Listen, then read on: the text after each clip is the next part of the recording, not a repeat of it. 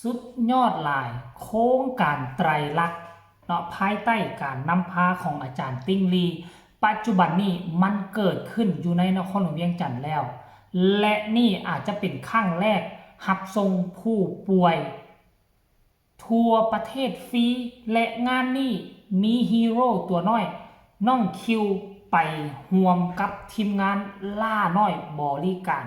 ครบวงจรสวัสดี FC แฟนคลับทุกท่านมาพบมาพ่อกันคลิปนี้ถือว่าเป็นเรื่องเล่าข้อมูลข่าวสารดีอกดีใจกับพี่น้องชาวลาวทั่วประเทศมี 17-18 แขวงต่อนี้ไปพวกเจ้าบ่ต้องย่านอีกต่อไปแล้วถ้าหากว่าเนาะมีคนเจ็บคนเป็นมีคนป่วยมีพี่น้องญาติพี่น้องมาปินมาป่วยอยู่ทั้งฝั่งนครเวียงจันทน์บ่มีเงินค่ารถค่าล่าง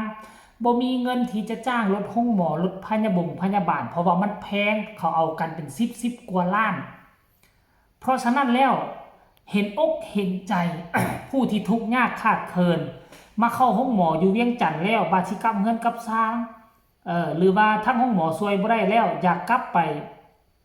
ใส่เวลาสุดท้ายอยู่บ้านอยู่ซองก็ต้องได้มาเสียเงินเป็น10ล้านเพราะฉะนั้นแล้วมีคนหนึ่งชื่อว่าล่าน้อย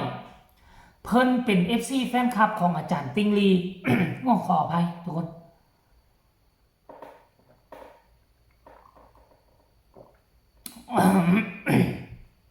เพิ่นเป็นแฟนคลับของอาจารย์ติงลีเพิ่นมีความเลื่อมใสเพิ่นอยากทำความดีเพิ่นเลยมาเสนอกับอาจารย์ติ้งลีคันถ้าหากว่าเพิ่นจะเปิดส่งคนเจ็บคนป่วยฟรีทั่วประเทศลาวนี่จะต้องเฮ็ดแนวใดมาปรึกษาหารือกับอาจารย์ติ้งลีเนาะอยู่ที่ทีมงานกู้ภัยสายผู้เขาควายเขตทางงอน อาจารย์ติ้งลีก็เลยอนุญาตเพิ่นให้เฮ็ดภายใต้การนำพาในคำขวัญที่ว่าโครงการไตรลักษณ์เป็นโครงการเดียวกันและนี่น่าจะเป็นเคสแรกที่ข้าเจ้าส่งจากเวียงจันทน์หากาซีห่วยในระยะทางบ่ต่ำกว่า 2-300 ประมาณ200กว่ากิโลเมตรมื้อคืนนี่เองท่านผู้ชมบ่ได้รับบ่ได้นอนส่งจากนครหลวงเวียงจันทน์ไป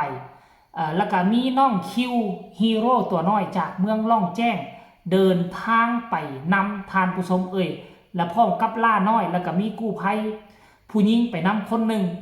ซึ่งส่งคนเจ็บซึ่งเป็นเด็กน้อยที่มาปินป่วยในนครเวียงจันทน์อาจจะถึงเวลาสุดท้ายกับบ่ฮู้ก็เลยพากันไปส่งนี่เห็นการเคลื่อนไหวครั้งแรกการส่งผู้ป่วยฟรีทั่วประเทศย่ำเลยเขาเจ้าว่าทั่วประเทศลาวเลยท่านผู้ชมรายละเอียดขั้นผู้ใดอยากฮู้แล้วก็แม่นให้ติดต่อไปที่นี่เด้อมันมีเพจลักซึ่งเขียนเป็นภาษาลาวเนาะท่านผู้ชมเนาะเพจลักเขียนเป็นภาษาลาวเลยล่าน้อยบริการครบวงจรนี่นะนี่เด้อมันบ่เห็นแจ้งว่ะล่าน้อยบริการครบวงจรเดี๋ยวค่อยสิอ่านเบอร์ให้กันแล้วกันเด้อมีเบอร์อยู่นี่เนาะ เบอร์โทรของเพิ่นละแม่นนี่24ชั่วโมงเลยทุกคนเจ็บไข้ได้ป่วย24ชั่วโมงเลยต้องการรถกู้ภัยน่ะมาอยู่เวียงจันทน์โทรหาเราโลด020-565-05522และอีกเบอร์หนึ่งก็คือ020-591-90029 2เบอร์นี้24ชั่วโมง24ชั่วโมงส่งผู้ป่วยส่งคนเจ็บส่งผู้เสียชีวิตฟรีทั่วประเทศล่าน้อยบริการรายละเอียดให้ทุกคนไปชมคลิปนี้สักก่อนวินาทีผ่านอุโมงค์แถวภูพระทะลุเข้าวังเวียงแล้วก็ไปฮอดกาสีมื้อคืนนี้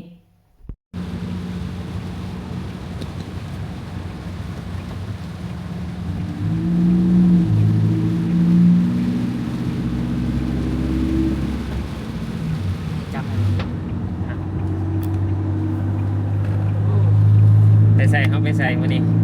ไปส่งคนเจ็บครับไปส่งคนเจ็บกะสีเนาะกลับบ้านตอนนี้เดินทางมาฮอด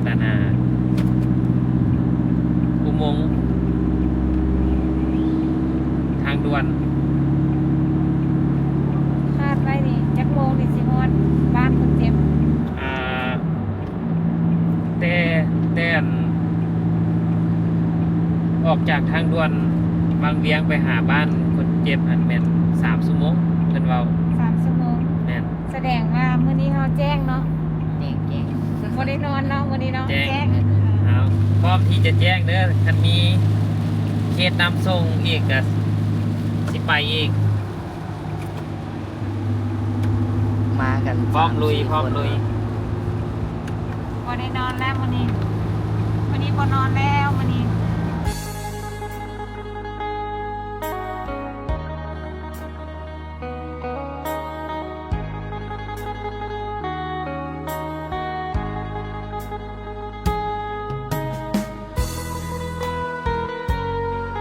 นอนกันทับทานละ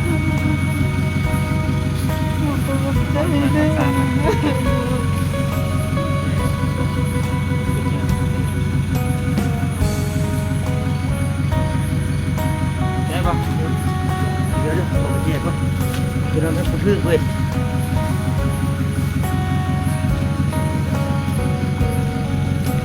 เอาส่งให้ดีเบิร์ค่าใช้จ่ายนะครับ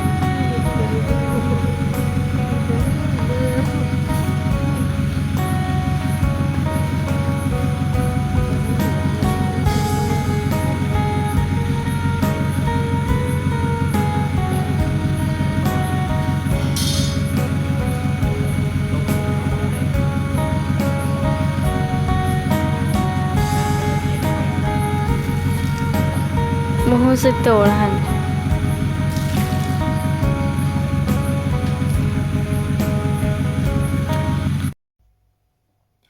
ซึ่งคนนี้หั่นน่ะเพิ่นได้รับแรงบันดาลใจมาจากอาจารย์ติ้งลี่เพิ่นก็เคยมามอบรถตู้คันหนึงเป็นรถตู้กู้ภัยนี่แหละให้กับกู้ภัยสายภูเขาควายโดยอาจารย์ติ้งลี่เป็นผู้รับในช่วงเดือนก่อนช่วงอาจารย์ติ้งลี่ออกจากล่องแจ้งมาเพิ่นมามอบให้แล้ว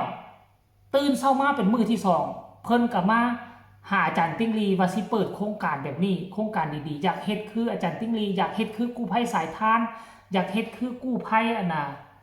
หยังเกาะเมตตาธรรมอาจารย์ติ้งลี่เลยแนะนำไปผ่านมาประมาณบ่ฮอดเดือนบ่ทุกคนเพิ่นก็ลงมือปฏิบัติแล้วท่านผู้ชมเอ้ยลงมือปฏิบัติแล้วเห็นบ่ล่ะรับส่งฟรีทั่วประเทศเด้อว่าซั่นแล้วก็เพิ่นก็ลงรูปลงคลิปวิดีโอตอนที่เขาเจ้าโทรมาหาอยู่อีหยังต่างๆเนาะผู้เจ็บผู้ป่วยก็ได้ท่านผู้ชมเซฟไว้ก็ดีได้บ้านเฮาน่ะเพราะค่อยมีพี่น้องอยู่โรงพยาบาลมานอนอยู่ห้องหมอเป็นทิศเสียเงินไปบ่กี่เท่าใดแล้วซ้ำบ่นำสิกลับบ้านหารถพยาบาลไปยังสิเอาฮอด17-18 ล้านพุ่นน่ะทุกอยู่แล้วเสียเงินค่านอนห้องพยาบาลแล้วยังมาเสียเงินค่าส่งอีกตืมซอกกู้ซอกยืมพี่ยืมน้องมาทานผู้ชมเอ้ยเพราะฉะนั้นมีโครงการแบบนี้นี่นะ